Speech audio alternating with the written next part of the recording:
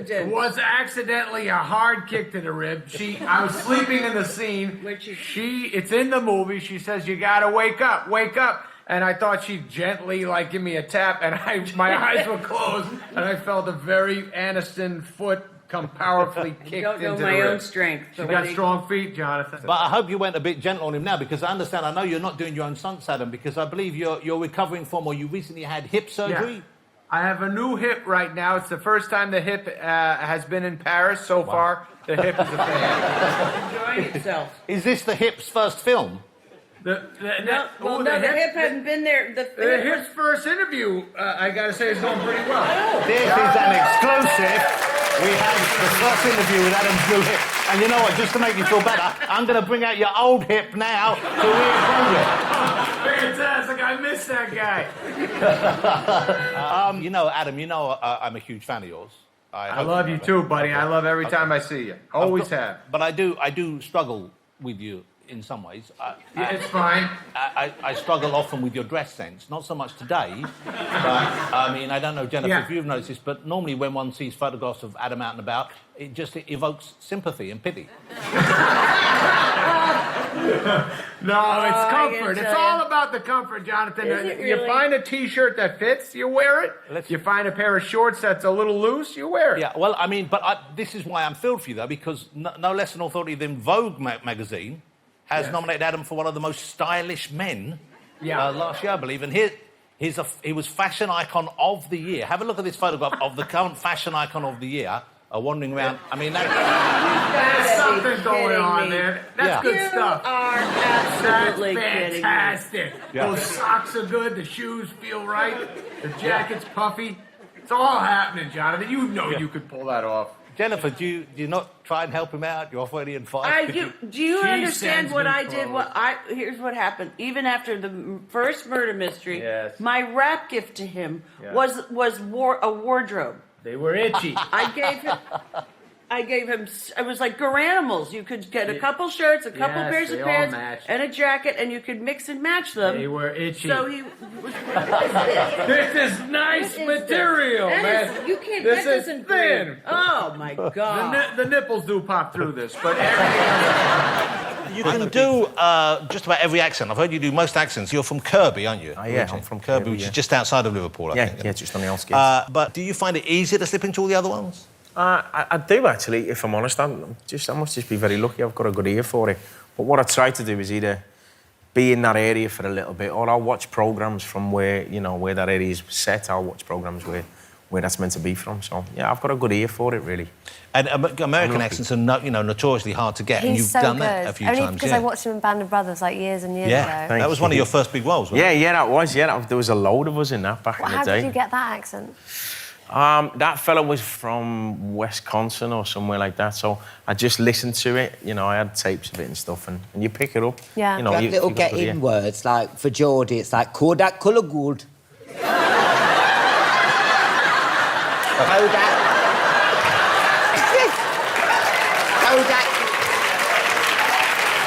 Kodak colour gold, he just said. Kodak colour gold. I've never heard that. That doesn't sound That's That doesn't sound like Geordie at all. Somewhat that sounds a little bit more Jamaican. Yeah. Kodak colour gold. That's Geordie. Kodak colour See, gold. look, no. Kodak colour gold. Yeah. That's Jamaican. That's Jamaican. Well, you just said it like that. Britt, I believe you have a link indirectly. You were named after someone from a Bond film, is that right? I was named after Britt Eklund. And you must be a fan as well, I'm sure. Well, I may have wanted to be you when I was a teenager as well. Really? Yes. Okay. And you were also maybe my first crush. Wow. From what, Remington Steele or something like this? All of them. Oh, really? Okay, thank you, Britt. I fell in love with him in The Long Good Friday. Yeah.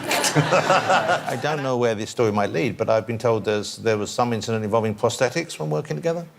Oh, yeah, that's right. That's right. That was on a movie we made called The Overnight that I was acting in, and we were both producing together. And I had to wear a prosthetic penis in the movie.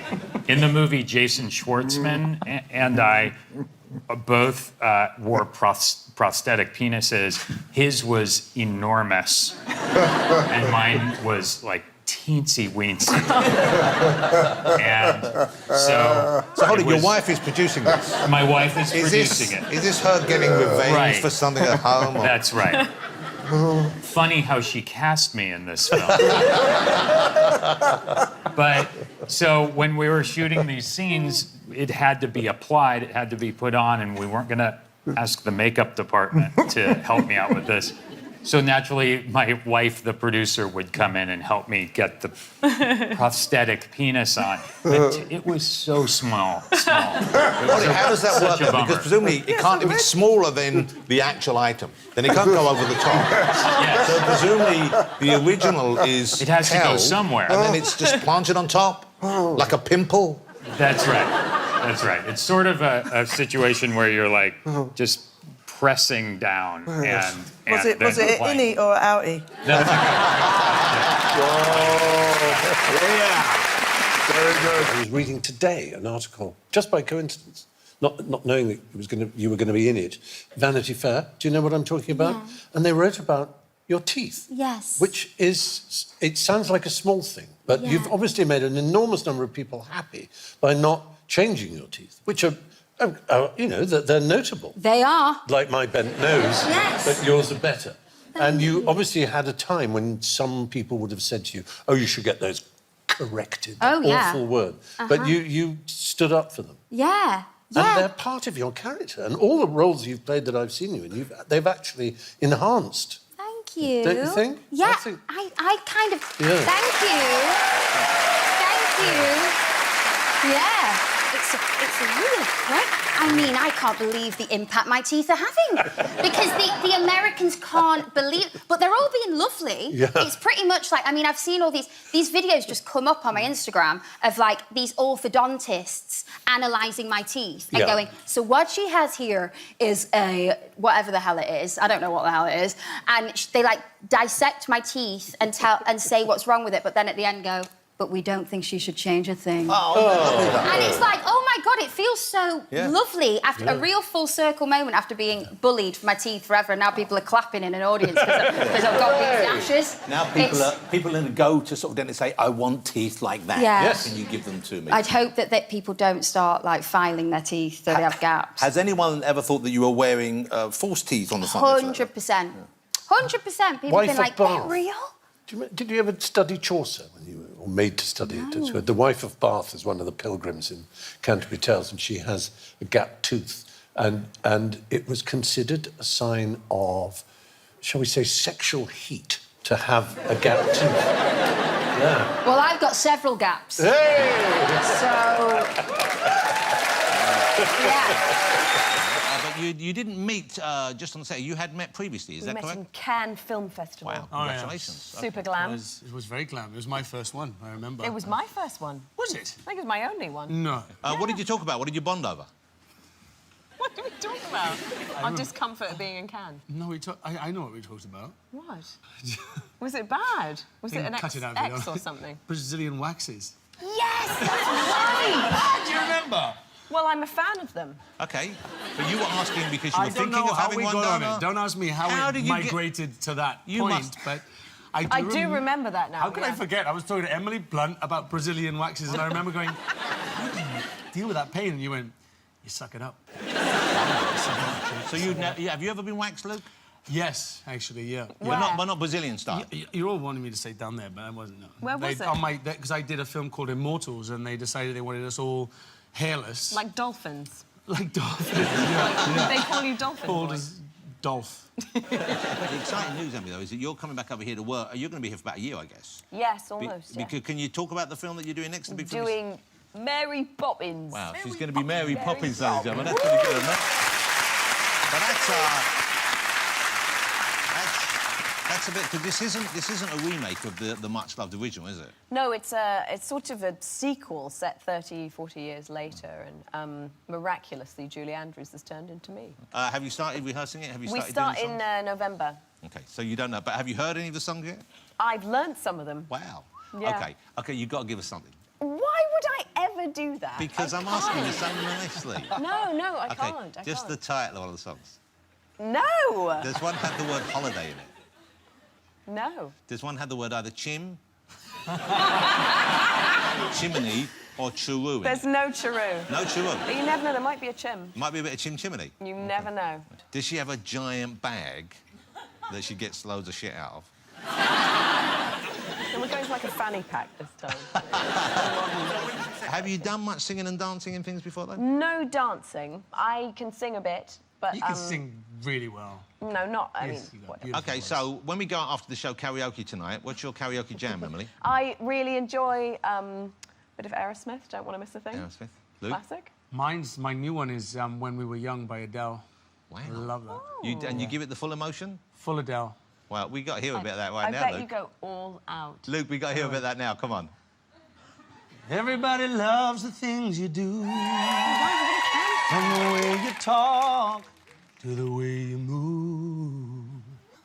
Everybody here is watching you. Did you hear that? 'Cause you feel like home. You're like a dream come true. Oh, I think I just fell in love with you a bit. That's I amazing. can carry on. Wow. Holy moly. Holy moly. I mean, Ryan, sometimes in the movie, I know it's in the script, but Ryan gives you a hard time occasionally, Dwayne, doesn't he? The entire movie. Jonathan, the entire movie. I've had a hard time. I'm usually pretty disciplined on set, not laughing. I couldn't hold it back. We broke so many takes. We wasted millions of Netflix's dollars on laughing and just goofing around on set. It was, a travesty that way. I do love the insults you hurled at Dwayne, though. In one scene in particular, you say that the back of his head... Well, perhaps you could tell us. What did you say the back of his head looks like? What did you say about the back of my head? Well, I try to never say anything cruel to Dwayne that I know I can't get away with. But yeah, I did say the back of his head did look not too dissimilar to a penis. I'm just saying, in that moment, it was, that's a scary thing to say to somebody like Dwayne. That's a very thick What? Yeah. head. Was that Actually, scripted? it's a beautiful head. His head looks like a beautiful penis. I'm just going to say his head looks like a gorgeous penis. Dwayne, could we see the back of your head so we can make up our own mind about There it is. Look at that.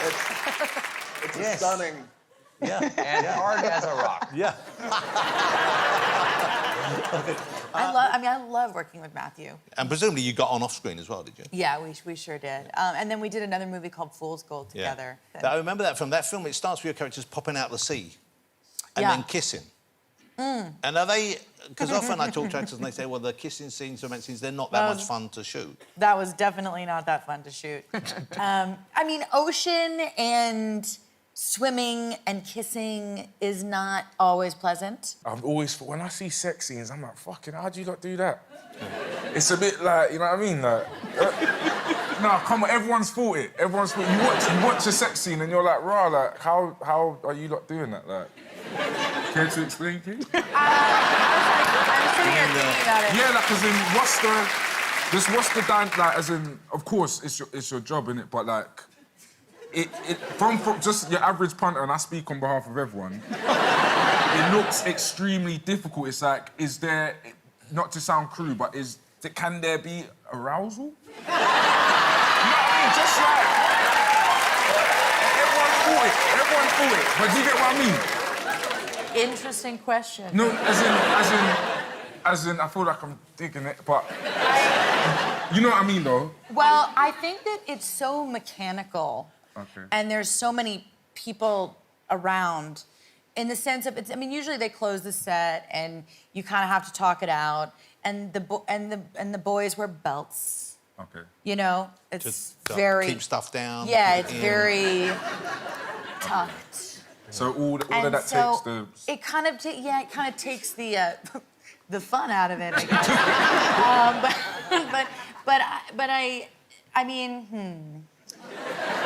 Sometimes it's more enjoyable than other times. Okay, I can imagine. Yeah, it just depends on the circumstance and the safety that you feel with that actor and how how safe the space feels. you know, because it can get awkward, you know. Yeah, of course. It can get awkward. And then sometimes you're like, oh, we have our scene today. Fun day at the office. I mean, I'm not going to lie. Emma S., I know you filmed this here in London. Of course, London is shown a great advantage in the film. It looks beautiful. But you've been here quite a lot. You came here before you were really established as a performer, didn't you? Yeah, well, yeah. I mean, I the first time I went to London was when I was 18, but recently The Favourite and Cruella kind of shot pretty close to each other in London. So I've spent a lot of time there lately. Yeah, The Favourite was amazing as well. And you worked with Olivia Colman in that, of course, and she had some surprises for you on the set, didn't she?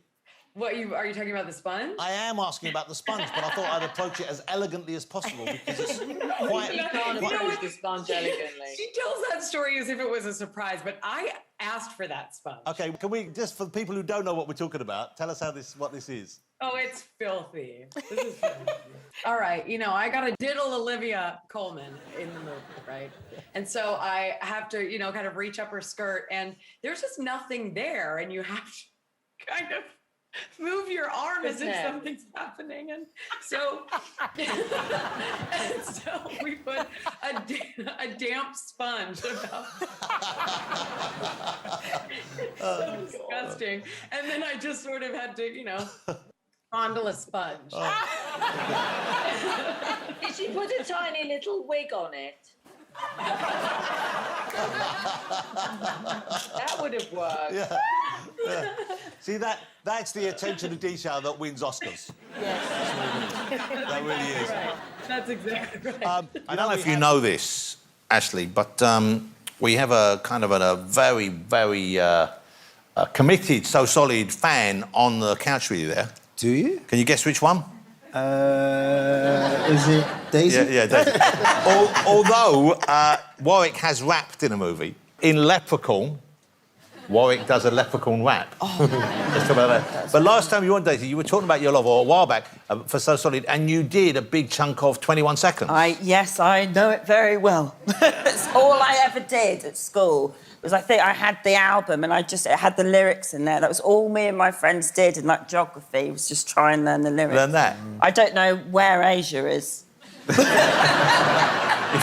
only that had come up in the rap, eh? Could you still do it now? I could do a bit now. OK, would we like to hear a bit of Daisy doing 21 Seconds? OK.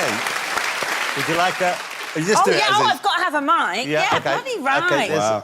Right, we ready? And it starts with a weird... Fucking family, who could it be? M with A to the C, that's me. Fucking the family, who could it be? M with A to the C, that's me. MEC still fucking. Chop pins to the rave while I'm clubbing. Ladies come around in the bugging. Make G's like if I was robbing. Play haters there, watching the plot and watch my stops. Watching the plot and watch my crops. Watching the plot and watch my stops. Never gonna stop, never gonna stop. Yeah. Amazing. There we go. It lives on. I applaud you. It lives on. I applaud you. Yeah. Oh, you did the hardest verse as that well. I think you and the girls all got along well. You bonded, you became friends. We hit it off. Kristen Wiig was an incredible kind of leader for all of us, and we had a great bonding night out where she hired a van, and we all got in and were like having drinks, and then we went to Hollywood Men. Wow. And went to a strip club. Wow. A strip club for ladies, whatever next. So Hollywood Men, we have a picture of the Hollywood Men. I don't know if you've seen these guys, but they are... Look at that. Let's face it, they are ridiculous human beings. Do they keep the jeans on, or do they go down to, shall we call it a thong? Is it a thong that a man wears? Yeah, they went to a thong, and I had a lap dance, actually. No! Yeah. Rosebud. Yeah, Wendy bought me a lap dance. So one of the men did a lap dance for you? On me. I think he might have been batting for the other team. OK. Do women enjoy a lap dance as much as men seem to? I couldn't, I started talking to him too much. Like, Yeah. where are you from? And, that's nice. And how did you get here? Oh, you got which you took the 405? Oh, great. Marvellous, yeah, I'm just working on marvellous moving. pectoral muscles you had, young man. And was he oiled? Was he greased? He was heavily oiled. And he told me to oiled? relax. He said, you got to relax. Oh. And I was like, OK. And my blouse was like $500 or something ridiculous, and it was covered with oil, and it was, That's horrible. So was, you won't be going back to, no disrespect to the Hollywood Men, but it wasn't your cup of tea from the sound of things. No, it was a lot of fun, and there was like bridal parties, and we, you know, like that, just the lap dance. I was like this most of the night. Yeah. I won't ask why. I don't want to know. sometimes, you know, Rose... Okay, I set myself up for that, didn't I? You don't have to be that honest, OK? I'm sharing. Hey, I have a confession to make, Rose Byrne. Before I met you and knew you were coming to the show, I thought you were an American. Oh, really? Yeah, No, because watching I'm the show Australian. Damages, and I don't know if you watched Damages, or you were in with Glenn Close, which was incredible. It's such a convincing American accent. I was convinced you were an American. Oh, thank you so much. Did you get that a lot? Yes. Were a lot of people fooled? Usually, well, people, they're like, I love you from Damages, and I'd say, oh, thank you so much. And then in America, they're like, oh my God, you're from England. And I was like, no, I'm Australia, but people usually think I'm English. If someone says you're English, you should just say yes, because that's better, isn't it? I think the jury's out, guys. Just a joke. Australia, I'm sure, is perfectly adequate. You have two guests who are Australian tonight. Well, I thought one of them was American. So, in league of their own, everyone has to do the wildest kind of stunts on that, the kind of most improbable challenges. It's really nerve-wracking, and they make you do a lot of that as well, don't they? Now, because when I started, I was, like, just on the panel. But now I'm hosting. One of the main reasons I wanted to host is that I don't have to do the physical challenges, because I don't want to do any of that. But they're always trying to get me involved, but because I don't do them all, so they're always trying to get me involved. So one show, it was like a rugby challenge thing, and they had to answer questions while doing like a scrum thing, and they just dragged me into it and covered me in like mud and crap. Right. So then the show finished, so I went up to my dressing room, and I was just trying to get myself sorted out, and I was like, I've got to get changed and get showered, and I was finding mud. I don't want to get too... There was mud everywhere. Well, so I was like properly like trying to... I had to get in. Yeah. You know, and I'm like in my dressing room trying to get like tissue and like clean myself off and make sure I give myself a thorough scrub. And so I'm just sorting myself out, cleaning myself up, and then as I'm sort of just finishing to clean myself up, I see there's a text message on my phone. I pick it up. It's my driver waiting outside, and it says, "You might want to close your blinds."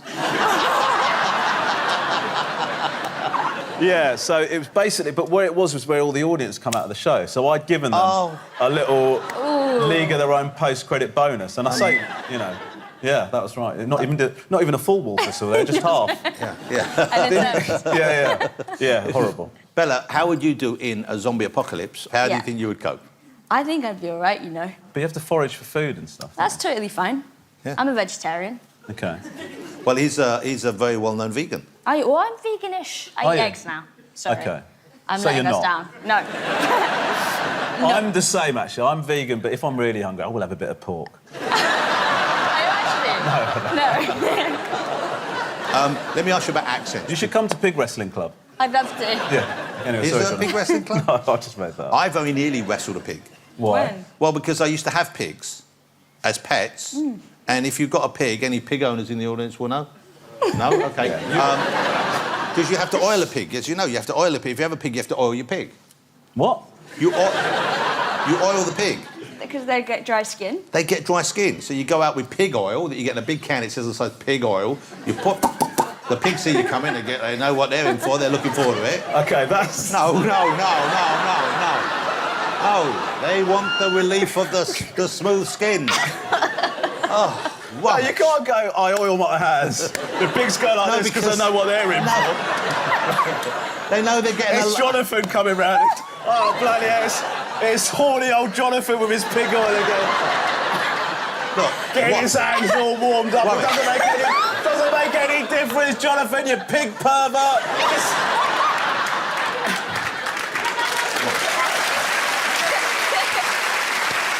You made me cry. The hardest thing about doing that sort of scene, shooting those guns, is not to pull a really silly face while you're shooting. So what do you want to do? Because it's all going like that, and you find yourself going... and you have to go, no, I want to relax my face. It's really difficult not So you just have to look businesslike. Yeah, you have to look businesslike. When you're choosing parts, do you look for those kind of roles like that to vary them with parts like The Debt, like Red, which are substantial in their own way, but more kind of popcorn movies? But, you know, to work with Pacino, I mean, really a big ambition of mine, so... You seem to be working pretty solidly. You seem to be... and I guess, you know, films come up, you want to do them, of course you're going to leap at the chance, but do you get much time off? Do you clear time to be off with your husband? Do you have kind of holiday time, or do you just work and then when there's a gap? Not exactly holiday time, because when I'm with him, usually he's working. I'm going off to America on Friday. He's filming with Jason Statham and Jennifer Lopez, who I beat out for Body of the Year, so that might be a bit awkward.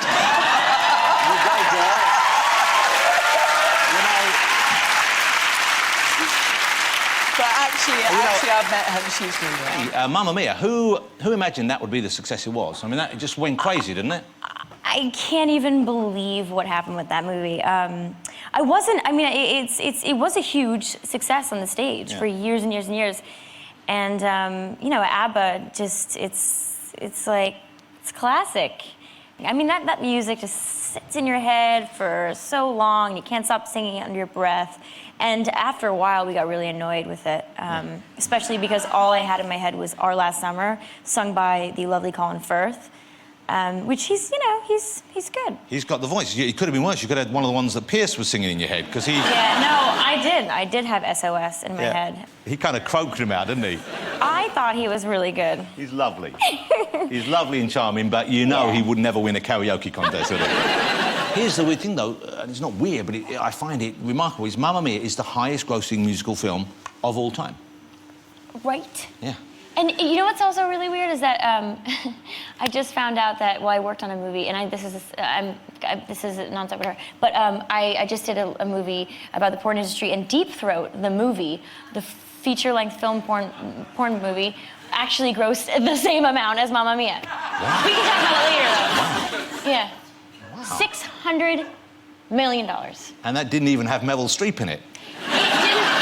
It just had vaginas and penises together in a room. But you know what? Don't underestimate the appeal of those two performers. You're right. It was a lot of good acting and well, I'll ask you about that, because this is a fascinating topic. Maybe we should talk about this now. This is the movie about the life of Linda Lovelace, who was in the movie Deep Throat, and that was kind of the first kind of porn movie that came out and became a kind of overground hit, so to speak. It was a... Yeah, I mean, it's like porn is just sex, and they wanted to create this little world, this little film, and they added some scenes with some dialogue, and they added a storyline, and then the sex scenes would be like way too long, and it was actually really uncomfortable, the whole thing. When I watched it. I was forced to. And I feel like they just wanted to do that because they wanted more people to come to the theater, and it worked. Well, I was forced to watch it years ago as well, and not to be sad or anything, but my co-star in The Explorers, died of a heroin overdose. This is River Phoenix. At 23, yeah. So the idea that this is not actually dangerous, it is dangerous. I mean, there's something very exciting and something very dangerous about celebrity and the way the culture chooses to celebrate people, and how isolating that can be, and how confusing that can be, and how beautiful it can be. You started young, you know how hard it is. It's a hard, and by hard, it's not like hard the way being out in the jungle is hard, but it's hard in a different psychological way. Was it difficult for you when you were young, when you became well-known? It was easier for me because I've been incredibly fortunate with friendship. I have family, brothers and sisters who never asked anything of me but to be fair and equal and treat me as a human being. And, they called me out. And starting very young, I had good friends who were very serious people. Before fame, you had the friends who you could... And there's not much for me before fame. To be totally honest with you. So that's no. But around the time of Dead Poets Society, when that movie came out, I met a lot of other young people that were good friends of mine, and who we got to go through the experience together, so it wasn't as isolating as it might have been for, I always think about like Julia Roberts or something when Pretty Woman came out. Yeah. How difficult that must be to be 1 minute you're like a waitress at a bar, and the next minute people are deifying you. It must be extremely confusing. You DJ'd at Tom Cruise's wedding, didn't you? I did. It was in this Italian castle in Rome. I believe he's not married anymore. Yeah. Apparently it was the DJ set that caused the first. I was playing. I was like, I'll rehearse a couple cool mixes that Tom will dig and appreciate the thought, because I know he likes hip hop. So I played the Top Gun theme over like the drums from some hip-hop record, and apparently he was really into it, but I'm really focused on the mixing. I look over for a second, he's like, and I was back to the mix. But then I played You've Lost That Loving Feeling, which I thought would be cute, and then thought that that's completely the wrong kind of song to play at a wedding. It's like, no. But he committed. Okay, can you get into your own music? By which I mean, I once asked Barry White, the great Barry White, no longer Yes. with us sadly, but I'm a huge fan of his. I was and I still am. And I asked him whether, like the rest of us, he ever had his music on in the background when making love. Yes. And he said he did. Yes. Would you ever listen to your music in the background? Not necessarily Uptown Funk, because that tempo is It's hard. fast. That's hard to keep up with. You're not gonna last too long. Not really. You're like, Uptown Funk just gave it to me. Sorry. But do you ever listen to your music or music at all when you're You in know what? the amorous mode? I'm not trying to be funny. I can't listen to music during sex because my mind starts to wander and I'm like, oh, I wonder how they got that like snare sound like, before I know it, and I'm just like, boop, and not in the room. Yeah. So I find like music, like anything, even if I'm in a restaurant or a thing, like it really does start to like my brain starts to wander. Yeah. Sander, do you ever listen to your music while you're making love? All the time. You're here with Licky Lee. She's got an incredible voice, and she's a young Swedish woman. And you have a group of other people working with you, featuring with you on the new album, Late Night Feelings. Have you ever been turned down by anyone out there you really want to work with who hasn't responded in the affirmative? Yeah, a lot of people. But I never really take it personally because I know how bad I am at like texting people back, so I don't take it personally. But yeah. Who have you reached out to who we would know who maybe they didn't like the material or maybe the time wasn't right, who refused? Because I can't imagine many people would say no to you. I mean, I don't really want to call anybody out, Kendrick Lamar. It just seems... I guess, but those are just people I'm such a fan of, and like, you know, Yeba, who was on the show last week with Mumford and Sons. She has an amazing voice. She's incredible, and I just saw a video of her on YouTube and just, like, called her up. So I love finding the next new people as well. You reached out to Drake, I believe. Drake?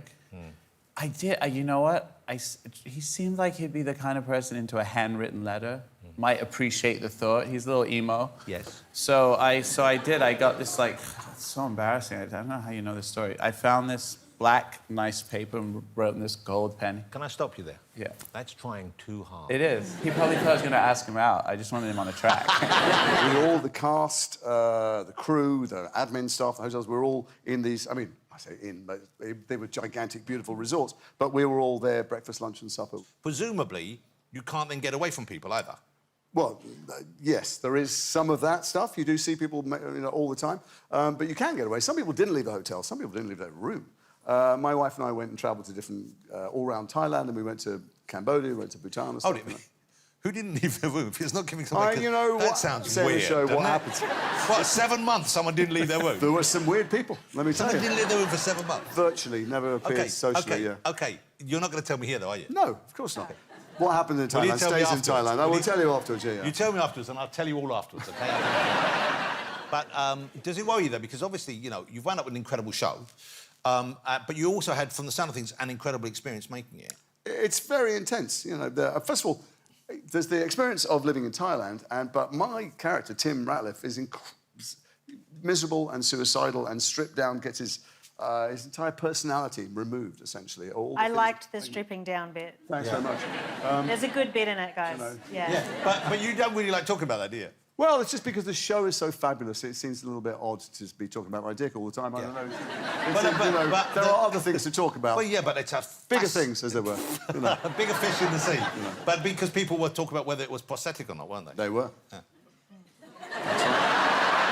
You noticed that, did you? I tell you what was weird, I was doing all these interviews with people, very serious journalists, like yourself, were saying, so, is it prosthetic? And I was going, let me just unpack. What you need to know is, have you seen my penis? Yeah. Would you like to see it backstage? What's going on here? Yeah. And then they'd look slightly shifty and look down at their feet. Yeah, yeah. I would like to see it backstage. Again. Freddie, though...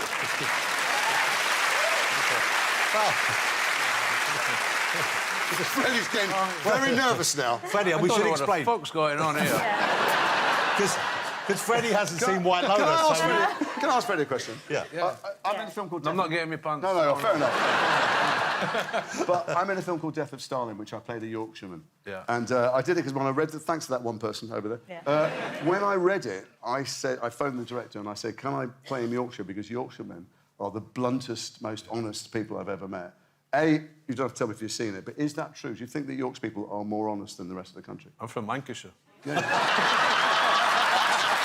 That's what Yeah, they are right up there. Some of the players that I play with from Yorkshire are just straight on it. That was nearly one of the most traumatic moments of my life. In the tradition of going for gold, there is a cash... You're actually paying for a cash prize. OK, so what we're going to do is, Han's going to play a little bit of one of his famous compositions. I want you to listen for 5 seconds or so, and then when I say buzz in, that's when you can buzz in if you know the answer. Right. Let's hear the first one.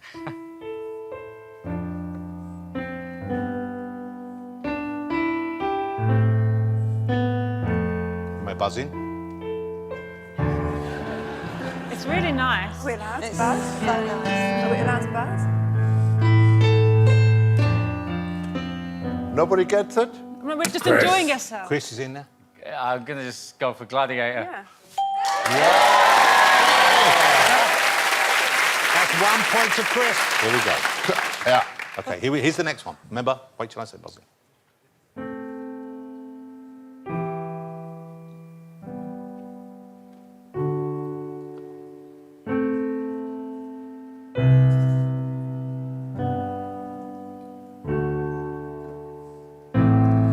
I forgot to say buzz in, I was enjoying it too much, but you can buzz in.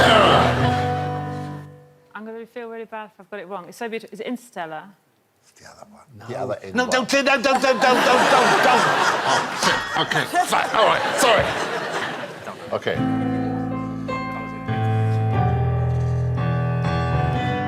Now you may buzz in whenever. Kelly. Da Vinci Code? No! He just said what it is. What's he say? Keep going. Hands, keep going, keep going. You're both. Kelly, Sarah, you out? Kelly. You're out, Kelly. Rosie. No. Rosie. Inception. It is Inception.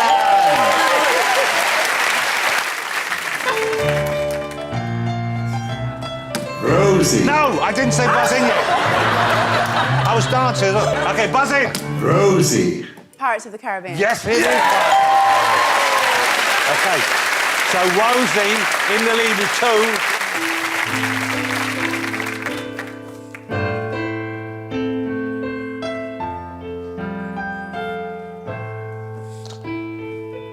You may buzz in. This is harder. Rosie. Lion King. It is Lion King. Wow, Rosie. Rosie, check it out. What a hand. Ladies and gentlemen, Hans Zimmer here. Lovely. Here we go. Oh. 25 euros. All yours. There you go. Congratulations, Rosie.